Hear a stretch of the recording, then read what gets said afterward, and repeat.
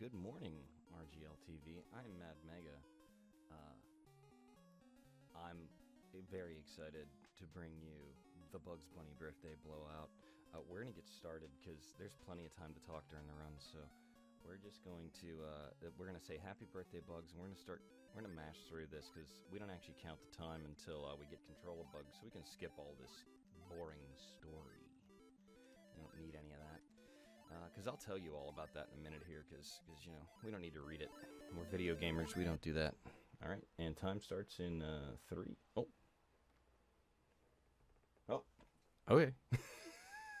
Very low. Alright, I'll talk a little louder. Okay, and in 3, 2, 1, go! Alright, timer should be moving. Now, this is, as I said, the Bugs Bunny birthday blowout. The basic idea of this game is that it's Bugs' 50th birthday, and so this game came out about 30 years ago, so he's about 80 now.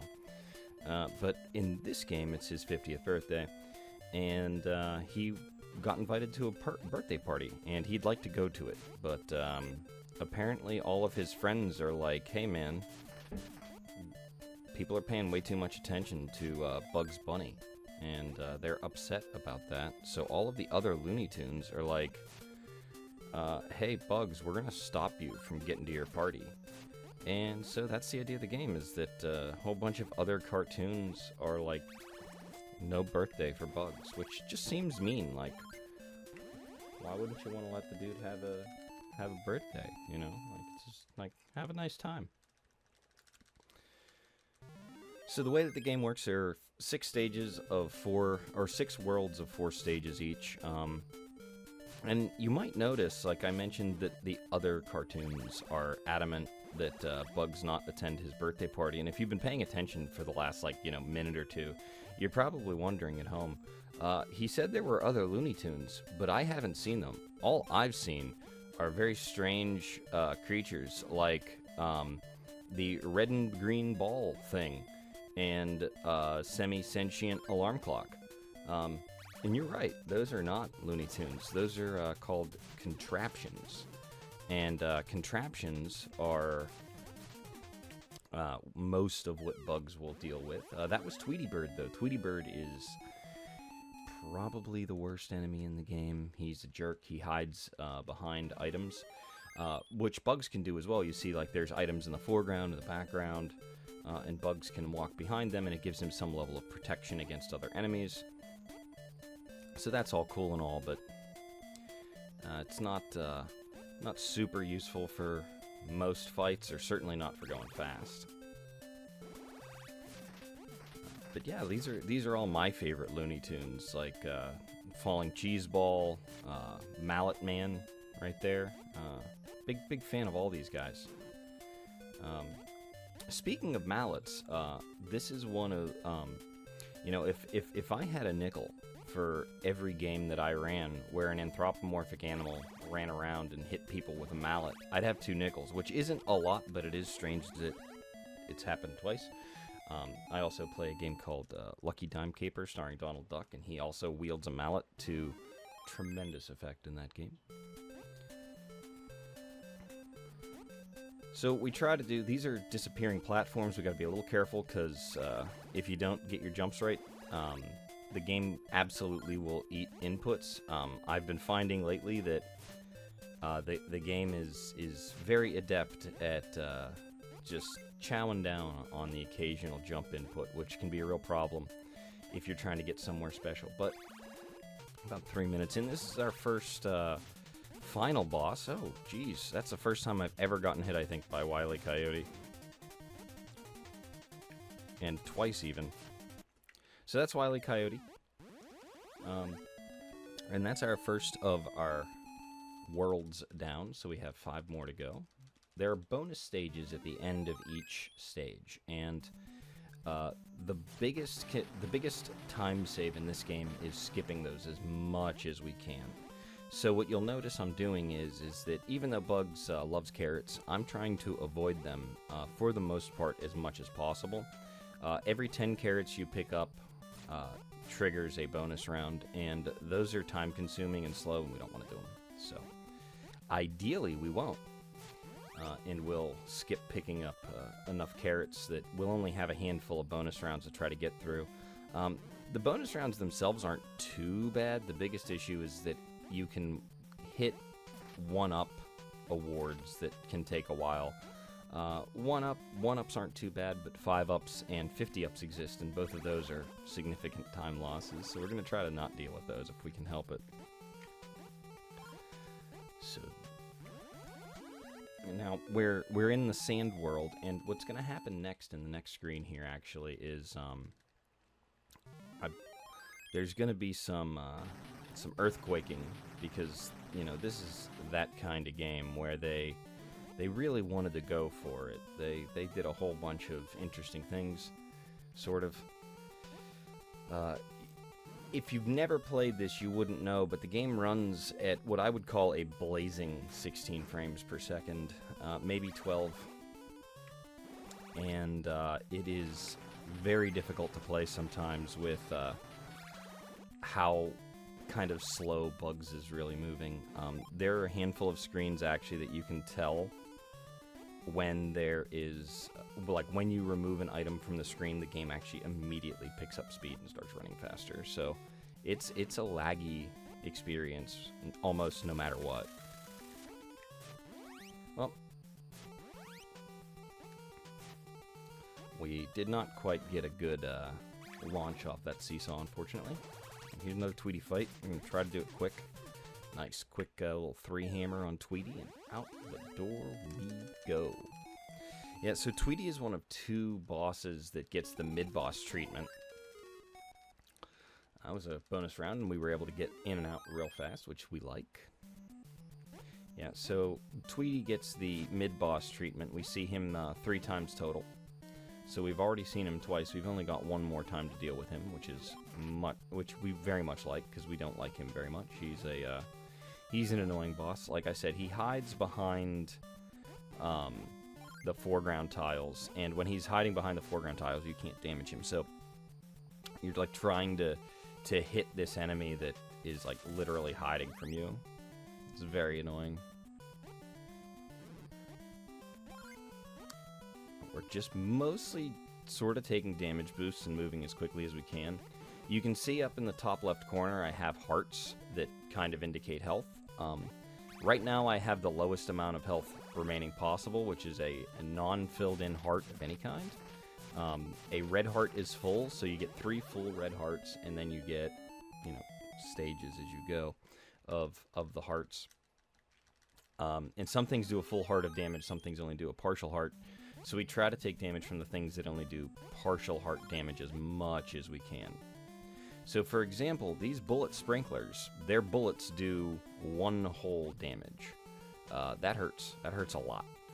So do spikes. So you'll notice that I've lost 2 full hearts in the brief time since this stage has started. That's not ideal, but luckily, because of how this stage is built, we shouldn't have too much problem staying alive, because we can, worst case, we can sort of just jump up here and grab that just as a safety. We're not super worried about dying in this game, because more than likely we'll pick up a couple of 1-ups in the bonus stages, but there are no continues as far as I'm aware. So if we die and run out of lives, the game is over. So we really don't want that. This is Yosemite Sam. What in tarnation? And that's the end of the desert world. Let's see.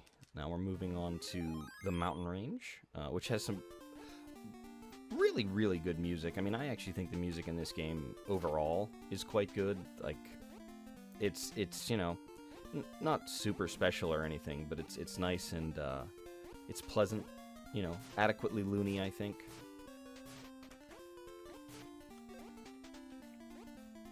And we're gonna try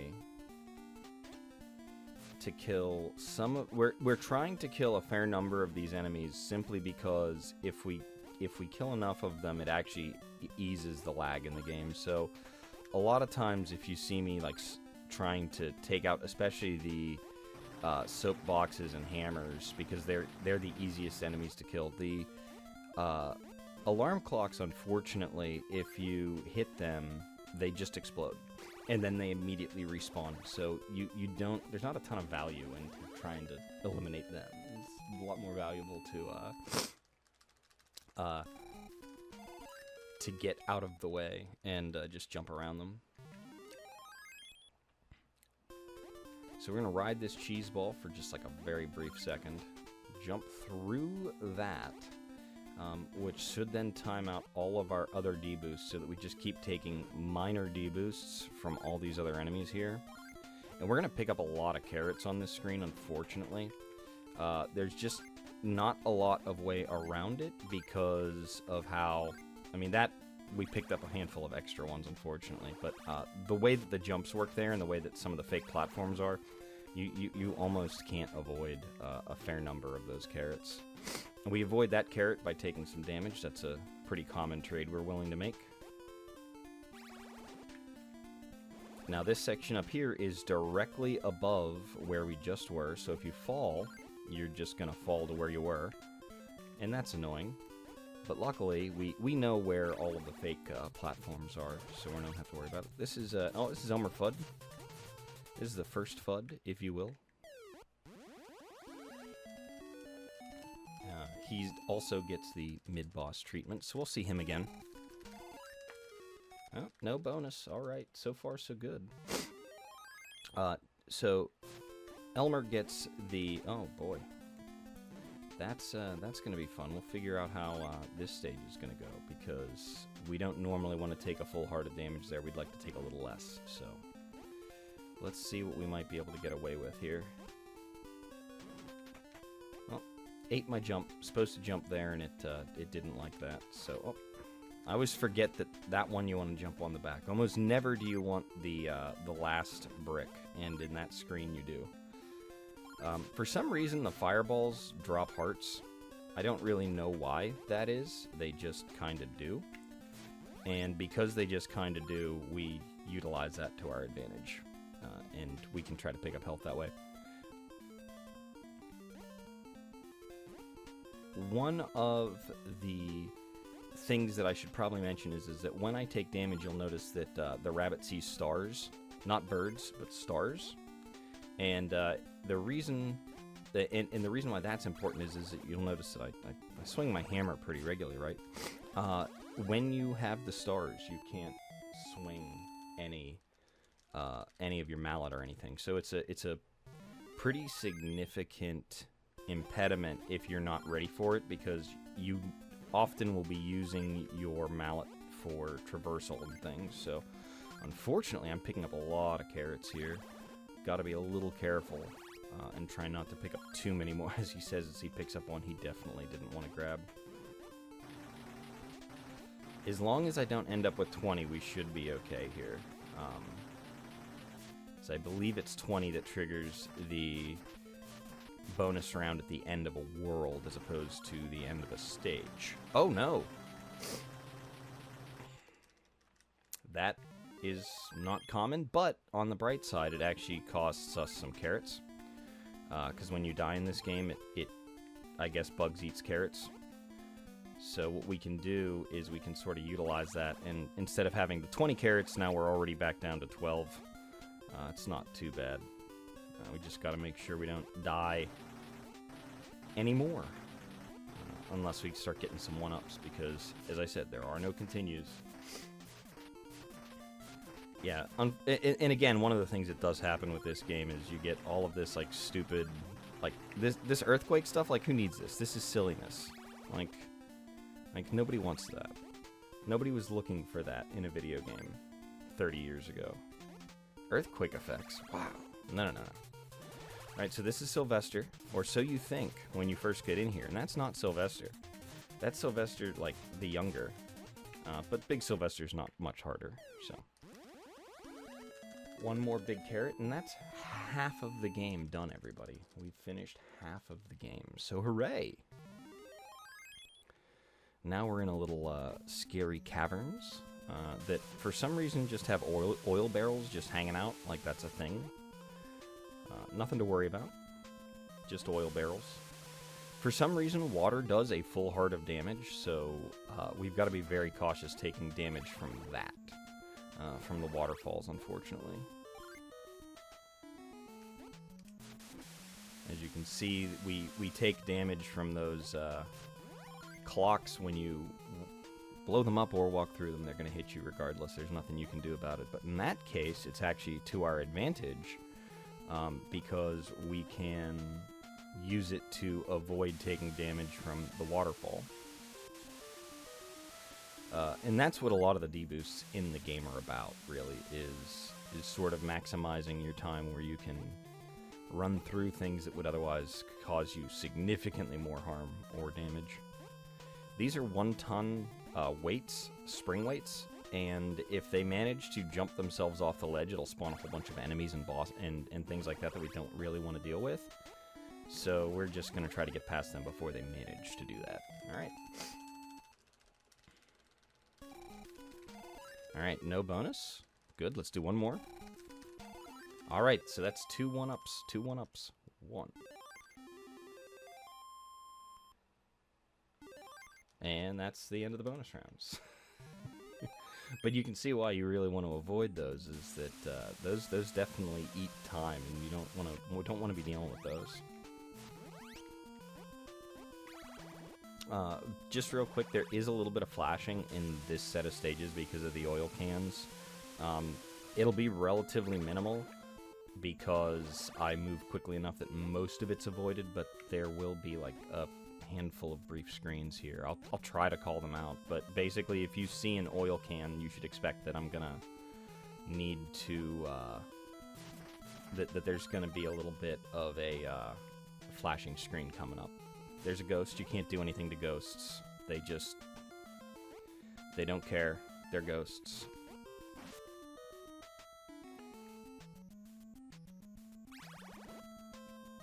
So this is one of those screens that, like, as soon as I pick up this heart, the game runs better. It's crazy. Like, if you ever play this game, I promise you will be able to feel the difference between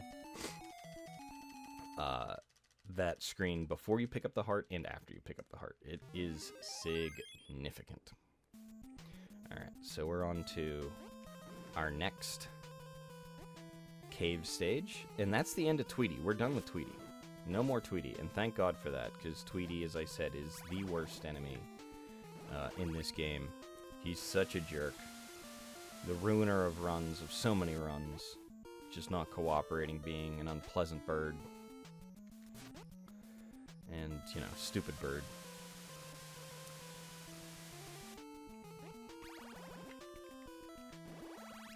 So, I did mention the game runs like 12 to 16 frames per second normally. When you're going through the pipe, however, it runs pretty close to 60. It, like, runs perfectly for the, like, half-second screen transition here and here.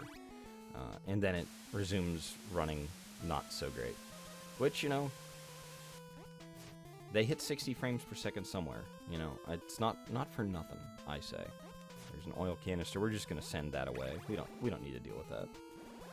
Here's Daffy again. You see a lot of Daffy, but Daffy doesn't really do anything. You just have to run past him and pick up the carrot. Like, you can attack him and he doesn't take damage. He's just there. So Daffy's just sort of a, like, he doesn't even get the real mid-boss treatment. He just kind of hangs out and is there. This is fun because we got to make sure that those platforms that break don't kill us. Intentionally deboost off the oil so that we can jump up here, intentionally deboost through that mallet, and we still can take a little bit of damage here. Jump, jump. Gotta be careful to try to not take damage on those falling spikes just because. Now, there is a way to, like, do this next section super fast, and it saves you carrots. However, what I find is that I'm not consistent with it, so it's better for me to just go and carrots be damned. We take a quick damage boost through that fireball, because we know we're getting a full health up right there. And now we deal with Pepe Le Pew, because of course we do. And that is 4 of our 6 worlds out of the way, and we've dealt so far with Wile E. Coyote, Yosemite Sam, Sylvester, and now Pepe Le Pew.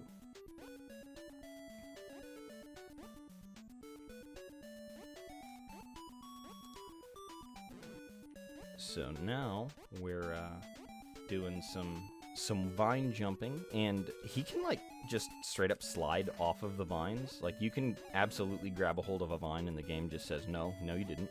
I don't believe you, and throw you to the pit. So we try to set them up in a very specific way so that like we always know that the jump that we're going to make next works. But we'll see if that actually works. Now, I just picked up one of the very rare power-ups in this game, and the reason why this is a power-up is that, one, it changes the music, which cool, right? But also, it makes bugs jump even higher. And what that lets us do is jump from here straight to the rabbit season sign and grab that big carrot. Otherwise, we got to go all the way over to the right side and jump up those little platforms. Nah, we ain't got time for that, so we get our little bonus power-up and just jump straight up there, and away we go. It's mallet on mallet violence. I don't know how to feel about it, I'll be honest with you. It's like when you see a forklift lifting a truck of forks, and you're just like, wow, it's so damn literal. And there's Oscar the Grouch throwing out bombs. I mean, I think we all knew that that's what Oscar the Grouch was going to turn into, the Unabomber, right? Like, let's be real, like, we all knew that was coming. Like, that totally tracks. And here's Mr. Fudd again. This is Fudd 2, if you will. The second Fudd.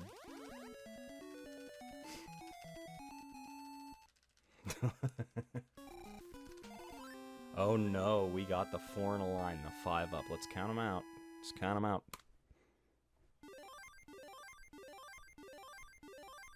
Alright, cool. Now we know we're not going to game over. So that's good.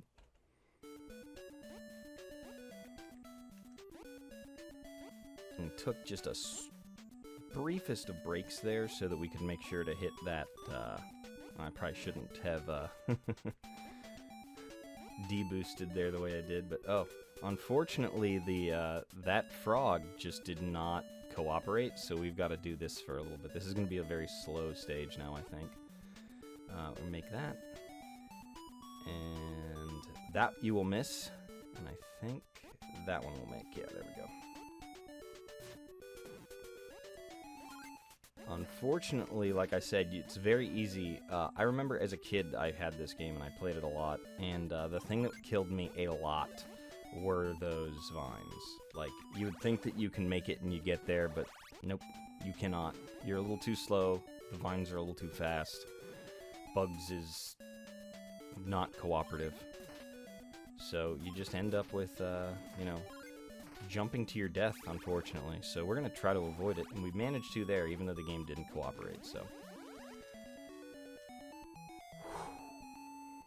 Well, everything's breaking, nothing's working, everything's all a mess, I say. Let's jump up here, going straight up.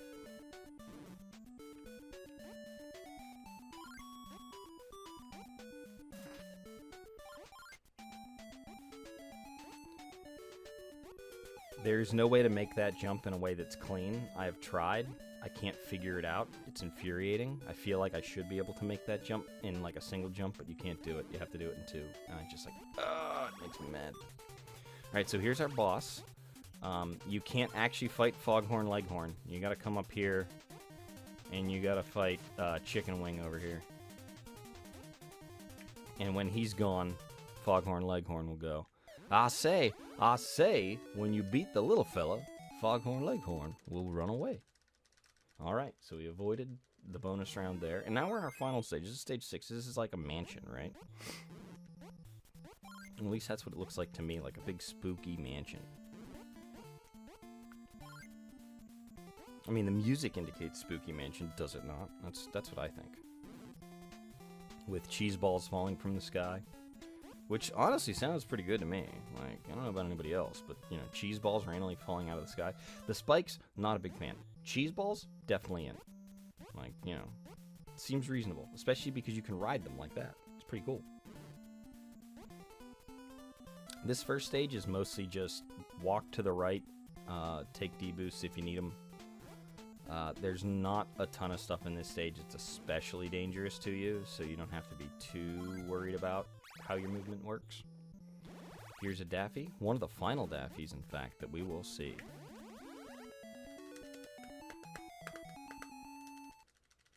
Alright.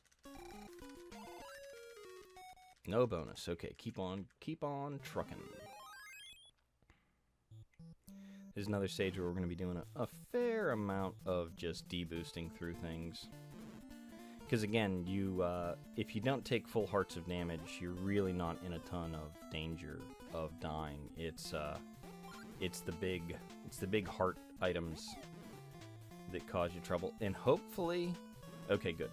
The timing on that trick is kind of strange. So when you move there, you're trying to actually time it so that you are taking damage like at the exact same time that one of the spikes from the ceiling falls, because when that happens, you only take a partial hit, whereas the spikes take a full heart. So we're literally trying to be on the spikes at the same time that we get hit by something else. So this is FUD 3. I like to think of the FUDs as in tiers, right? So there's like tier 1, tier 2, tier 3. So you could say that that was the final FUD tier.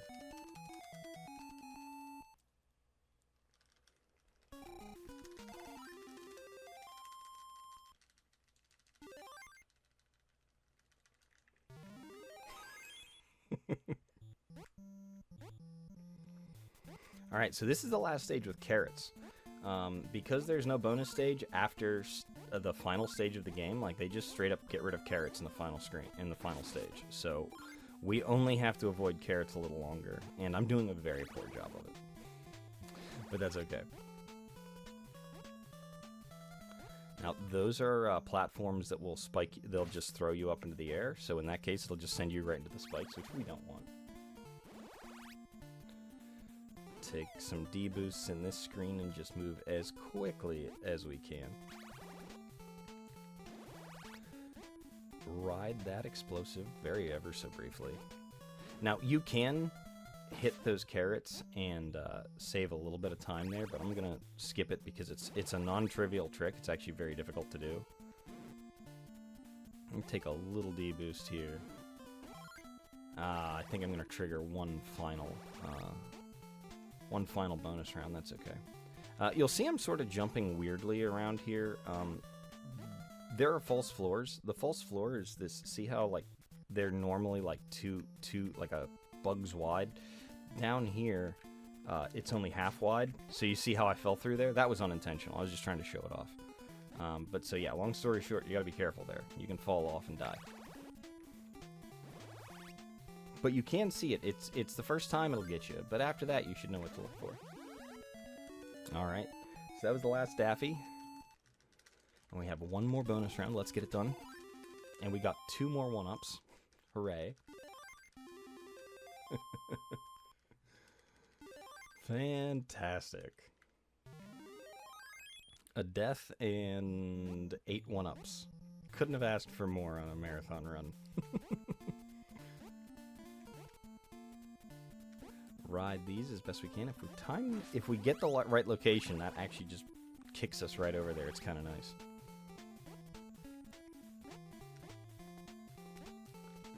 And one more.